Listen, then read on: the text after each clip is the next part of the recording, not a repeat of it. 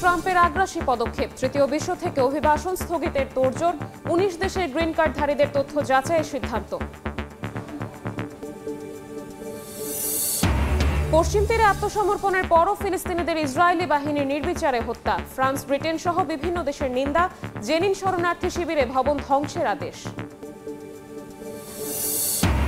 দখলকৃত অঞ্চল থেকে সেনা না সরালে ইউক্রেনের আরও ভূখণ্ড নিয়ন্ত্রণে নেয়ার হুঁশিয়ারি পুতিনের, একদিনে অর্ধশতাধিক রুশ হামলা প্রতিহতের দাবি কিয়েভের।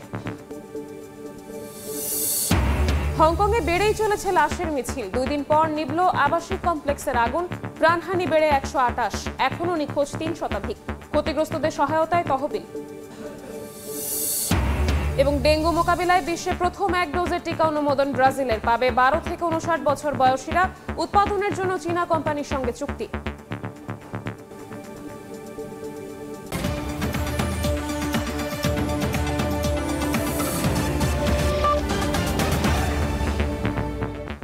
আন্তর্জাতিক সময়ের সঙ্গে আছি আমি শবনব নিবিড়। অভিবাসী ইস্যুতে আগ্রাসী পদক্ষেপ নিতে যাচ্ছেন মার্কিন প্রেসিডেন্ট ডোনাল্ড ট্রাম্প। তৃতীয় বিশ্বের সব দেশ থেকে স্থায়ীভাবে অভিবাসন প্রক্রিয়া স্থগিত রাখার সিদ্ধান্ত নিতে যাচ্ছে যুক্তরাষ্ট্র। এর আগে আফগানিস্তান সহ 19টি দেশের গ্রিন কার্ডধারীদের তথ্য পুনরায় যাচাইয়ের সিদ্ধান্ত নেয় দেশটি। ওয়াশিংটন ডিসিতে ন্যাশনাল গার্ড সদস্যদের ওপর বন্দুক হামলার ঘটনায় ট্রাম্পের একের পর এক কঠোর পদক্ষেপের ঘোষণায় শঙ্কিত বসবাসরত অভিবাসীরা। দ্বিতীয় দফায় মার্কিন প্রেসিডেন্ট হিসেবে ক্ষমতা গ্রহণের পর থেকেই একের পর এক অভিবাসী বিরোধী পদক্ষেপ নিচ্ছেন ডোনাল্ড ট্রাম্প। অভিযান জোরদার করতে বিভিন্ন শহরে ন্যাশনাল গার্ড সদস্য মোতায়েন থেকে শুরু করে সীমান্তে নিরাপত্তা জোরদার। অভিবাসীদের রুখতে যেন কোনো কিছুই কার্পণ্য করছেন না তিনি। ওয়াশিংটন ডিসিতে ন্যাশনাল গার্ড সদস্যদের ওপর বন্দুক হামলা ট্রাম্পকে যেন অভিবাসী নীতিতে আরও কঠোর হওয়ার সুযোগ করে দিয়েছে। এরই মধ্যেই নজিরবিহীন সিদ্ধান্ত নিতে যাচ্ছেন ট্রাম্প। তৃতীয় বিশ্বের সব দেশ থেকে স্থায়ীভাবে অভিবাসী নেয়া স্থগিত রাখার সিদ্ধান্ত নিতে যাচ্ছে যুক্তরাষ্ট্র। বিষয়টি নিশ্চিত করে নিজের সামাজিক যোগাযোগ মাধ্যম ট্রুথ সোশ্যালে দেয়া এক পোস্টে ট্রাম্প বলেন, যুক্তরাষ্ট্রের অভিবাসী নন এমন অভিবাসীদের কেন্দ্রীয় সুবিধা ও ভর্তুকি বন্ধ করবেন তিনি। একই সঙ্গে দেশের শান্তি শৃঙ্খলা ব্যাহত করে এমন ব্যক্তিদের বাতিল করা হবে নাগরিকত্ব। এমনকি যেসব বিদেশি নাগরিকদের যুক্তরাষ্ট্রের নিরাপত্তা ও সভ্যতার জন্য হুমকি মনে হবে তাদেরও বহিষ্কার করা হবে। তবে তৃতীয় বিশ্বের কোন কোন দেশ থেকে যুক্তরাষ্ট্রে প্রবেশাধিকার বন্ধ করবেন তা স্পষ্ট করেননি ট্রাম্প। বিভিন্ন আন্তর্জাতিক সংস্থার তথ্য বলছে, তৃতীয় বিশ্বের দেশের তালিকায় আছে বাংলাদেশ, পাকিস্তান, ভারত, মিয়ানমার, ইরাক, নেপাল সহ বেশ কয়েকটি দেশের নাম। এর আগে আফগানিস্তান সহ 19টি দেশের গ্রিন কার্ডধারীদের নথি পুনরায় যাচাই বাছাইয়ের সিদ্ধান্ত নেয় যুক্তরাষ্ট্র। একই সঙ্গে আফগান নাগরিকদের রাজনৈতিক আশ্রয়ের আবেদনও স্থগিত ঘোষণা করা হয়। যদিও ট্রাম্পের আগের আদেশ অনুযায়ী আফগানিস্তান সহ 12টি দেশের নাগরিকদের যুক্তরাষ্ট্র প্রবেশে নিষেধাজ্ঞা ছিল, আরও 60টি দেশের ওপর আংশিক নিষেধাজ্ঞা ছিল। এদিকে হামলার ঘটনায় আহত ন্যাশনাল গার্ডের এক নারী সদস্য মারা গেছেন। আরেকজনের অবস্থা এখনও সংকটজনক বলে জানিয়েছেন মার্কিন প্রেসিডেন্ট ডোনাল্ড ট্রাম্প। হামলার ঘটনায় জড়িত সন্দেহে আটক 29 বছর বয়সী রহমানুল্লাহ লাখানওয়াল আফগান যুদ্ধের সময় যুক্তরাষ্ট্রের কেন্দ্রীয় গোয়েন্দা সংস্থা CIA এর হয়ে কাজ করত বলে জানিয়েছে FBI। শিউলি রোজা, সময় সংবাদ। অধিকৃত পশ্চিম তীরে হাত উঁচিয়ে আত্মসমর্পণের পরও ফিলিস্তিনিদের গুলি করে হত্যা করেছে ইসরায়েলি বাহিনী। সামাজিক মাধ্যমে ভিডিও ছড়িয়ে পড়ার পর তীব্র নিন্দা জানিয়েছে ফ্রান্স, ব্রিটেন সহ বিভিন্ন দেশ। এর মধ্যে জেনিন শরণার্থী শিবিরে 23টি ভবন ধ্বংসের আদেশ জারি করেছে ইসরায়েল। এদিকে গাজার দক্ষিণাঞ্চলে ইসরায়েল নিয়ন্ত্রণাধীন এলাকায় টানেলে আটকে পড়া যোদ্ধাদের বের করে আনতে মধ্যস্থতাকারী দেশগুলোর সঙ্গে আলোচনার কথা জানিয়েছে হামাস। অধিকৃত পশ্চিম তীরে ইসরায়েলি বাহিনীর হাতে ফিলিস্তিনিদের হত্যার একটি ভিডিও সামাজিক যোগাযোগ মাধ্যমে ছড়িয়ে পড়লে শুরু হয় তীব্র সমালোচনা। যেখানে ফিলিস্তিনিরা হাত উঁচু করে আত্মসমর্পণ করলেও দখলদার সেনাদের গুলি করতে দেখা যায়। বর্বরচিত এই হত্যাযজ্ঞে তীব্র নিন্দা জানিয়েছে যুক্তরাজ্য, ফ্রান্স, জার্মানি ও ইতালি সহ বিশ্বের বিভিন্ন দেশ। আন্তর্জাতিক সম্প্রদায়ের তীব্র সমালোচনার পরও বৃহস্পতিবার জেনিন ও তুলকারেম সহ বিভিন্ন শহরে অভিযানের পাশাপাশি বিমান হামলা চালায় ইসরায়েল। এতে বেশ কয়েকটি ভবন ক্ষতিগ্রস্তের পাশাপাশি প্রাণ হারান কয়েকজন ফিলিস্তিনি। তুবাস শহরে আটক করা হয় ১৫০ শতাধিক ফিলিস্তিনিকে। মসজিদে আগুন ধরিয়ে দেয় অবৈধভাবে বসতি স্থাপনকারী ইহুদিরা। এর মধ্যেই জেনিন শরণার্থী শিবিরে ২৩টি ভবন ধ্বংসের আদেশ জারি করেছে ইসরায়েলি বাহিনী, যার মধ্যে ১২টি পুরোপুরি এবং ১১টি আংশিক ধ্বংসের কথা বলা হয়েছে। ফিলিস্তিনিদের জন্য পরিচালিত জাতিসংঘের ত্রাণ ও কর্মসংস্থান সংস্থা UNRWA জানিয়েছে, উত্তরাঞ্চলের শরণার্থী শিবিরগুলোতে ইসরায়েলি হামলার কারণে গৃহহারা হয়ে পড়েছেন ৩২,০০০ নিরীহ ফিলিস্তিনি। এদিকে যুদ্ধবিরতির মধ্যেও অবরুদ্ধ গাজা উপত্যকায় ইসরায়েলি গণহত্যা অব্যাহত রয়েছে বলে জানিয়েছে আন্তর্জাতিক মানবাধিকার সংস্থা অ্যামনেস্টি ইন্টারন্যাশনাল। সীমিত ত্রাণ প্রবেশ করায় খাদ্যের পাশাপাশি জ্বালানি সংকটে জরুরি সেবার অর্ধেকই বন্ধ হয়ে গেছে। তীব্র ঠান্ডা আর বৃষ্টির কারণে বেড়েছে ভোগান্তি। অন্যদিকে দক্ষিণ গাজায় ইসরায়েল নিয়ন্ত্রণাধীন এলাকায় টানেলগুলোতে আটকা পড়া হামাস যোদ্ধাদের নিরাপদে বের করে আনতে আলোচনা অব্যাহত রয়েছে। হামাসের এক শীর্ষ নেতা গণমাধ্যমকে জানান, বিষয়টি সমাধানে মধ্যস্থতাকারী দেশগুলোর সঙ্গে আলোচনা ও যোগাযোগ চলছে। টানেলগুলোতে ১০০ থেকে ২০০-র মতো হামাস যোদ্ধা আটকা আছে বলে জানা গেছে। নাসরিন রুমি, সময় সংবাদ। দখল করা অঞ্চল থেকে কিয়েভ সৈন্য না সরালে আরও ভূখণ্ড দখলের হুঁশিয়ারি দিয়েছেন রুশ প্রেসিডেন্ট ভ্লাদিমির পুতিন। এদিকে যুদ্ধ ইস্যুতে রাশিয়ার হুমকি বা কোনো আলটিমেটামের ওপর নয়, শান্তি নির্ভর করছে বিশ্ব সম্প্রদায়ের নির্ধারিত শর্তের ওপর বলে সাফ জানিয়ে দিয়েছেন ইউক্রেনের প্রেসিডেন্ট ভলোদিমির জেলেনস্কি। এমন পরিস্থিতির মধ্যে যুদ্ধ কবলিত ইউক্রেনের সিভেরস্কের দক্ষিণে একটি গ্রাম দখলের দাবি করেছে রাশিয়া। ২৪ ঘন্টায় অন্তত ৫৭টি রুশ হামলা প্রতিহতের দাবি ইউক্রেনের।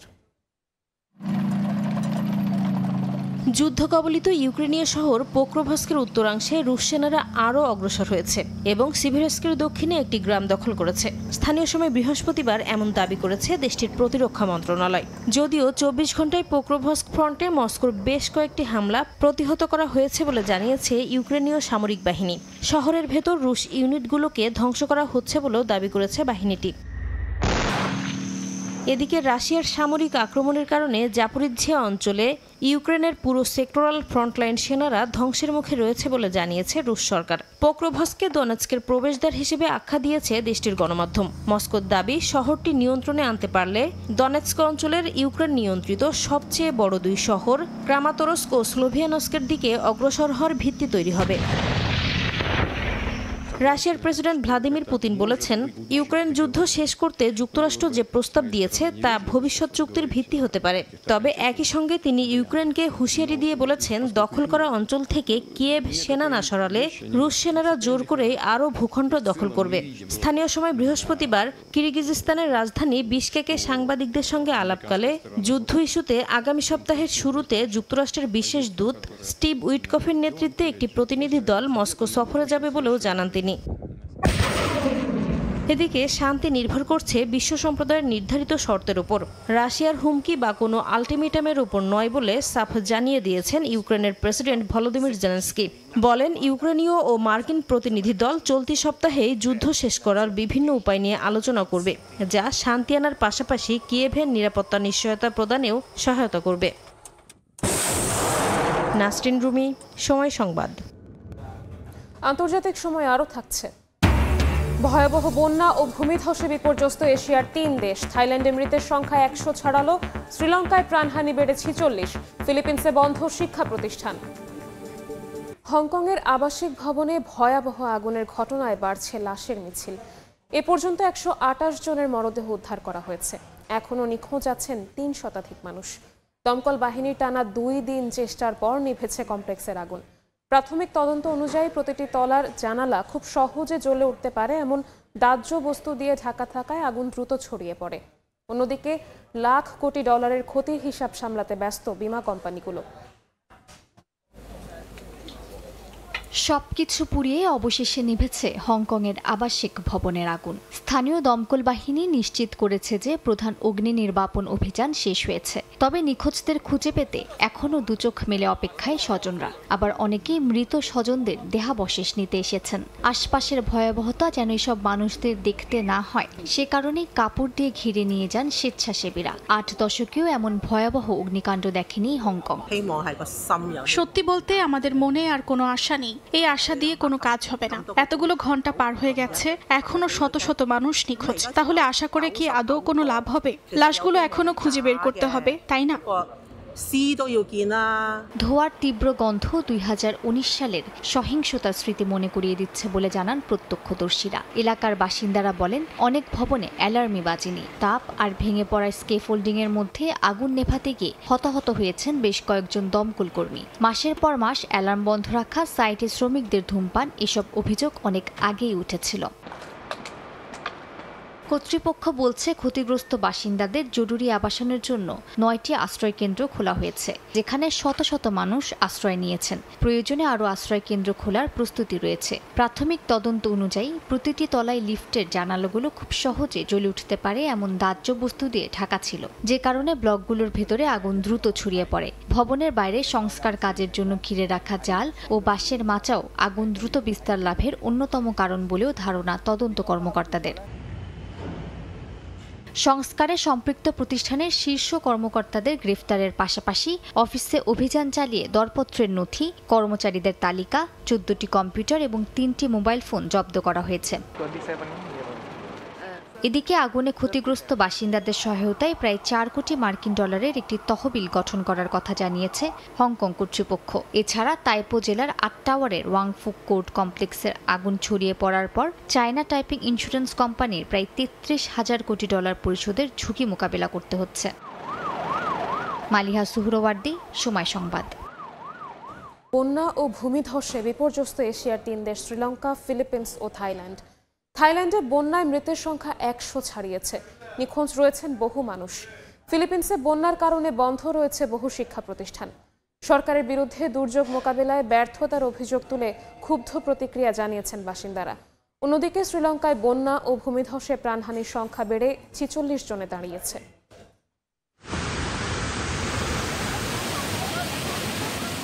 ভয়াবহ বন্যা ও ভূমিধসের কারণে বিপর্যস্ত দক্ষিণ এশিয়ার দেশ শ্রীলঙ্কা। নদ নদী ও জলাধার উপচে পড়ায় বন্ধ রয়েছে সড়ক। ক্ষতিগ্রস্ত হয়েছে বহু ঘরবাড়ি ও গাছপালা। বন্যায় নিখোঁজদের উদ্ধারে চলছে অভিযান। স্থানীয় সময় শুক্রবার সব সরকারি অফিস ও স্কুল বন্ধ ঘোষণা করে সংশ্লিষ্ট কর্তৃপক্ষ। এদিকে আম্পারা এলাকায় পানির তোড়ে ভেসে গেছে বেশ কয়েকটি গাড়ি। এশিয়ার আরেক দেশ ফিলিপিন্সে বন্যায় ডুবে গেছে চারদিক। দেশটির বুলাকান প্রদেশের হাগানয় শহরে বন্যার কারণে বন্ধ রয়েছে বহু শিক্ষা প্রতিষ্ঠান ও ব্যবসা প্রতিষ্ঠান। ভয়াবহ এই বন্যার কারণ হিসেবে দুর্নীতিকে দায়ী করেন বাসিন্দারা। প্রাকৃতিক দুর্যোগ মোকাবেলায় সরকার ব্যর্থ হয়েছে বলেও অভিযোগ তাদের। এখানে বন্যার অবস্থা ভয়াবহ। শিক্ষার্থী, সাধারণ নাগরিক থেকে শুরু করে ব্যবসায়ী, সব ধরনের মানুষ ক্ষতির সম্মুখীন হয়েছে। অনেকে ব্যবসা প্রতিষ্ঠান বন্ধ হয়ে গেছে। এদিকে থাইল্যান্ডের হাতিয়াই শহরে ভয়াবহ বন্যায় কয়েকদিনের ব্যবধানে মৃতের সংখ্যা 100 ছাড়িয়েছে বলে জানায় থাই জাতীয় পুলিশ সদর দফতর, যাদের ভেতর অনেকের পরিচয় এখনো জানা যায়নি। নিখোঁজ রয়েছেন বহু মানুষ। মর্গে জায়গা শেষ হয়ে যাওয়ায় 3টি রেফ্রিজারেটর ট্রাক আনা হয়েছে বলে জানায় শংখলা নাকারিং হাসপাতাল কর্তৃপক্ষ। দায়িত্বে গাফিলতির অভিযোগে হাতিয়াই শহরের প্রশাসনিক প্রধানকে সাময়িক বরখাস্ত করা হয়েছে। অর্জিতা শেহজিন, সময় সংবাদ। EDF Aluminium, redefine possibilities. আন্তর্জাতিক সময় আরও থাকছে। ভারতের আসামে বহু বিবাহ নিষিদ্ধে বিতর্কিত বিল পাস। একাধিক বিয়ে করলে সর্বোচ্চ 10 বছরের কারাদণ্ড, সাজাপ্রাপ্ত স্বামীকে পরিশোধ করতে হবে ক্ষতিপূরণ। শক্তিশালী ভূমিকম্পে কেঁপে উঠল যুক্তরাষ্ট্রের আলাস্কা অঙ্গরাজ্য। স্থানীয় সময় বৃহস্পতিবার সকাল 8:11 অঙ্গরাজ্যের অ্যাঙ্কোরেজ এলাকায় আঘাত হানে 6 মাত্রার ভূমিকম্প। যুক্তরাষ্ট্রের ভূতাত্ত্বিক জরিপ সংস্থা জানায় ভূমিকম্পটির উৎপত্তিস্থল ছিল সুসিটান এলাকার উত্তর পশ্চিমে প্রায় 12 কিলোমিটার দূরে, ভূগর্ভের 69 কিলোমিটার গভীরে। ঘটনার পর অ্যাঙ্কোরেজের মেয়র সুজান লাফ্রান্স জানান, জরুরি পরিদর্শনে শহরের গুরুত্বপূর্ণ সরকারি অবকাঠামোয় কোনো ত্রুটি পাওয়া যায়নি। একই সঙ্গে মার্কিন সুনামি সতর্কতা কেন্দ্র জানায় সুনামির আশঙ্কাও নেই। 2021 সালের পর এই প্রথম দক্ষিণ মধ্য আলাস্কায় এ ধরনের শক্তিশালী কম্পন অনুভূত হলো। ভারতের আসামে বহু বিবাহ নিষিদ্ধ করে একটি বিতর্কিত বিল পাশ করা হয়েছে। নতুন এই আইনে একাধিক বিয়ে করলে সর্বোচ্চ 10 বছরের কারাদণ্ডের বিধান রাখা হয়েছে। বৃহস্পতিবার রাজ্যের বিধানসভায় আসাম প্রহিবিশন অফ পলিগেমি বিল 2025 নামে এ বিল পাশ হয়। এতে বলা হয়, বহু বিবাহের কারণে ভুক্তভোগী নারীদের অনেক যন্ত্রণা ভোগ করতে হয়, তাই বিলে নারীদের ক্ষতিপূরণ দেওয়ার কথা বলা হয়েছে। এই ক্ষতিপূরণ সাজাপ্রাপ্ত স্বামীকে পরিশোধ করতে হবে। স্ত্রী জীবিত থাকা অবস্থায় তার সঙ্গে আইনিভাবে বিচ্ছেদ না করে আরেক নারীর সঙ্গে পরিণয়ে আবদ্ধ হওয়াকে বহুবিবাহ বলে বিলে সংজ্ঞায়িত করা হয়েছে। এছাড়া বিচ্ছেদের আদেশ বাস্তবায়ন হয়নি কিংবা আপিল প্রক্রিয়াধীন আছে এমন ক্ষেত্রে আরেক নারীকে বিয়ে করলেও সেটি বহু বিবাহ হিসেবে বিবেচনা করা হবে। পাকিস্তানের সাবেক প্রধানমন্ত্রী ইমরান খানের বোন আদিয়ালা কারা কর্তৃপক্ষের বিরুদ্ধে অবমাননার মামলা করেছেন। ইমরানের বোন আলিমা জানান, সপ্তাহে 2 দিন ইমরান খানের সঙ্গে তার পরিবার ও আইনজীবীদের সাক্ষাতের নির্দেশ দিয়েছিলেন আদালত। তবে সেই নির্দেশনা কারা কর্তৃপক্ষ তা মানছে না। এর আগে খাইবার পাখতুনখোয়ার মুখ্যমন্ত্রী সোহেল আফ্রিদি ও অন্যান্য পিটিআই নেতারা রাতভর অবস্থান নিয়েছিলেন আদিয়ালা জেলের বাইরে, কিন্তু ইমরানের সঙ্গে তাদের দেখা করতে দেওয়া হয়নি। এছাড়া ইমরান খানের ছেলে কাশিম খান আদালতে এবং সামাজিক মাধ্যমে দাবি করেছেন, তার বাবা কয়েক সপ্তাহ ধরে একাকী বন্দী অবস্থায় রয়েছেন এবং পরিবারের সঙ্গে কোনো যোগাযোগ নেই। ইরান যুক্তরাষ্ট্রের টানাপোড়েন আরও তীব্র হচ্ছে।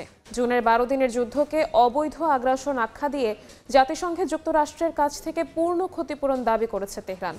ট্রাম্প প্রশাসনের আলোচনার নামে শর্ত আরোপের কৌশলের কারণেই আলোচনার পথ বন্ধ হয়ে আছে বলে অভিযোগ করেছেন ইরানের পররাষ্ট্রমন্ত্রী আব্বাস আরাকচি। এদিকে প্রথমবারের মতো ইরানের রেভলিউশনারি গার্ড কর্পসকে রাষ্ট্রীয় সন্ত্রাসী পৃষ্ঠপোষক হিসেবে ঘোষণা করেছে অস্ট্রেলিয়া। ইরানের বিরুদ্ধে যুক্তরাষ্ট্র ইসরায়েলের যুদ্ধের পর বৈরিতার রেশ যেন এখনো কাটছে না। এবার যুক্তরাষ্ট্রের কাছ থেকে সরাসরি ক্ষতিপূরণ দাবি করে বসেছে ইরান। জাতিসংঘ মহাসচিব ও নিরাপত্তা পরিষদের সভাপতির কাছে পাঠানো চিঠিতে দেশটির রাষ্ট্রদূত ইরাভানি জানান, তেল আবিবের সঙ্গে সমন্বিত মার্কিন হামলা তেহরানের সার্বভৌমত্ব লঙ্ঘন করেছে। ফোর্দো, নাতাঞ্জ ও ইস্পাহান লক্ষ্য করে B-2 বোমার ও F-35 ফাইটার ব্যবহারের মার্কিন স্বীকারোক্তিকে জাতিসংঘ সনদের স্পষ্ট লঙ্ঘন হিসেবে দাবি করেছে দেশটি। ইরাভানি আরও দাবি করেছেন যে মার্কিন প্রেসিডেন্ট ডোনাল্ড ট্রাম্পের প্রকাশ্য মন্তব্যে যুক্তরাষ্ট্রের অংশগ্রহণ নিশ্চিত হওয়ায় আন্তর্জাতিক মানবাধিকার আইনে অপরাধের দায়ও স্পষ্ট। ইরান বলছে, অন্তত 1064 মানুষের প্রাণহানি ঘটানো ইসরায়েলি হামলায় যুক্তরাষ্ট্রও সমানভাবে দায়ী। ফ্রান্সের গণমাধ্যমকে দেয়া সাক্ষাৎকারে ইরানের পররাষ্ট্রমন্ত্রী আব্বাস আরাকচি সতর্ক করেছেন যে বোমাবর্ষণের পর ক্ষতিগ্রস্ত পারমাণবিক স্থাপনায় প্রবেশ এখন অত্যন্ত ঝুঁকিপূর্ণ। রাসায়নিক ও রেডিওলজিক দূষণ এবং পুনরায় হামলার আশঙ্কার কারণে জাতিসংঘের আন্তর্জাতিক পারমাণবিক শক্তি সংস্থার আগের প্রোটোকল কার্যকর নয় বলে তিনি জানান। আরাকচি বলেন, ইরান আলোচনার বিরুদ্ধে নয়, কিন্তু অন্যায়ভাবে শর্তারোপ কোনোভাবেই গ্রহণযোগ্য নয়। যুক্তরাষ্ট্র অতিরিক্ত ও আরোপিত দাবি প্রত্যাহার করলেই তেহরান নতুন করে আলোচনায় বসতে প্রস্তুত বলে আশ্বাস দিয়েছেন তিনি। এদিকে সিডনি ও মেলবোর্নে ইহুদি স্থাপনায় হামলায় জড়িত থাকার গোয়েন্দা প্রমাণের পর প্রথমবারের মতো ইরানের রেভলিউশনারি গার্ড কর্পস বা IRGC-কে রাষ্ট্রীয় সন্ত্রাসী পৃষ্ঠপোষক হিসেবে ঘোষণা দিয়েছে অস্ট্রেলিয়া। দেশটির নতুন আইনের আওতায় কোনো বিদেশি রাষ্ট্রীয় সংস্থা সন্ত্রাসের সমর্থন দিলে সরাসরি তালিকাভুক্ত করা যাবে এবং IRGC হলো প্রথম উদাহরণ। ক্যানবেরা বলছে, জটিল প্রক্সি নেটওয়ার্ক ব্যবহার করে IRGC এসব হামলা পরিচালনা করেছিল। মালিহা সুহরওয়ার্দী, সময় সংবাদ। আন্তর্জাতিক সময়। ডেঙ্গু মোকাবিলায় বিশ্বে প্রথম 1 ডোজের টিকার অনুমোদন দিল ব্রাজিল। ব্রাজিলিয়ান কর্তৃপক্ষ এই টিকার অনুমোদন দিয়ে একে ঐতিহাসিক অর্জন বলে অভিহিত করে। আপাতত 12 থেকে 59 বছর বয়সীরা বুটানটান ডিভি নামে টিকাটি দিতে পারবেন। এরই মধ্যে টিকা উৎপাদনের জন্য চীনের একটি কোম্পানির সঙ্গে চুক্তি করেছে দেশটি। স্থানীয় সময় বুধবার ব্রাজিলের স্বাস্থ্য খাত নিয়ন্ত্রণকারী সংস্থা এনভিসা 12 থেকে 59 বছর বয়সীদের শরীরে 1 ডোজের ডেঙ্গু টিকা ব্যবহারের অনুমোদন দেয়। বুটানটান ডিভি নামের টিকাটি তৈরি করেছে সাও পাওলোর প্রতিষ্ঠান বুটানটান ইনস্টিটিউট। তাপমাত্রা বৃদ্ধির কারণে বিশ্বজুড়ে ডেঙ্গুর প্রাদুর্ভাব বৃদ্ধির মধ্যেই মশাবাহিত এই রোগটি মোকাবিলায় প্রথম 1 ডোজের টিকার অনুমোদন দিয়ে বিশ্বকে তাক লাগিয়ে দিয়েছে দেশটি। এক সংবাদ সম্মেলনে বুটান্টান ইনস্টিটিউটের পরিচালক এসপার কালাস জানান, ব্রাজিলের বিজ্ঞান ও স্বাস্থ্য খাতের জন্য এটি একটি ঐতিহাসিক অর্জন।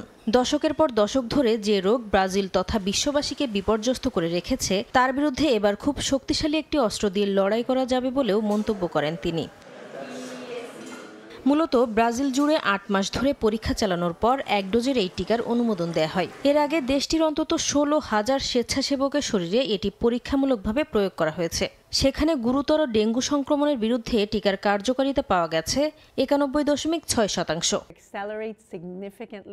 এরই মধ্যে এই টিকা উৎপাদনের জন্য চীনের কোম্পানি উশি বায়োলজিক্সের সঙ্গে চুক্তি করেছে ব্রাজিল। চুক্তি অনুযায়ী ২০২৬ সালের দ্বিতীয়ার্ধে প্রায় ৩ কোটি ডোজ টিকা তৈরি করে দেবে চীনা কোম্পানিটি।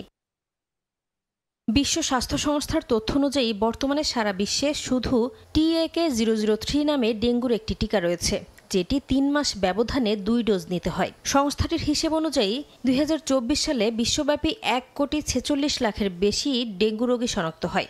মারা যান রেকর্ড প্রায় ১২,০০০ মানুষ, যার অর্ধেকই ব্রাজিলের। নাসরিন রুমি, সময় সংবাদ। দেখছেন আন্তর্জাতিক সময়। ইরাকের কুর্দিস্তানের খোরমোর গ্যাস ক্ষেত্রে রকেট হামলায় বন্ধ হয়ে গেছে গ্যাস উৎপাদন। কর্তৃপক্ষ বলছে, বৃহস্পতিবার ভোরে আগুন নিয়ন্ত্রণে এলেও গ্যাস সরবরাহ বন্ধ থাকায় দেশের উত্তরাঞ্চলে ব্যাপক বিদ্যুৎ বিপর্যয় সৃষ্টি হয়েছে।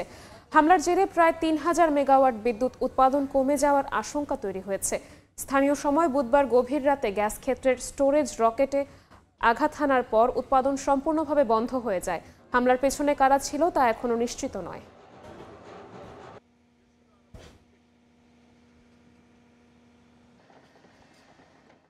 আন্তর্জাতিক সময় শীর্ষ সংবাদগুলো জানিয়ে দিচ্ছি আরও একবার। অভিবাসী ইস্যুতে ট্রাম্পের আগ্রাসী পদক্ষেপ। তৃতীয় বিশ্ব থেকে অভিবাসন স্থগিতে তোড়জোড়। ১৯ দেশের গ্রিন কার্ডধারীদের তথ্য পুনরায় যাচাইয়ের সিদ্ধান্ত। পশ্চিম তীরে আত্মসমর্পণের পরও ফিলিস্তিনিদের ইসরায়েলি বাহিনীর নির্বিচারে হত্যা। ফ্রান্স, ব্রিটেন সহ বিভিন্ন দেশের নিন্দা। জেনিন শরণার্থী শিবিরে ভবন ধ্বংসের আদেশ। এবং হংকংয়ে বেড়েই চলেছে লাশের মিছিল। ২ দিন পর নিভল আবাসিক কমপ্লেক্সের আগুন। প্রাণহানি বেড়ে ১২৮। এখনও নিখোঁজ ৩ শতাধিক। ক্ষতিগ্রস্তদের সহায়তায় তহবিল।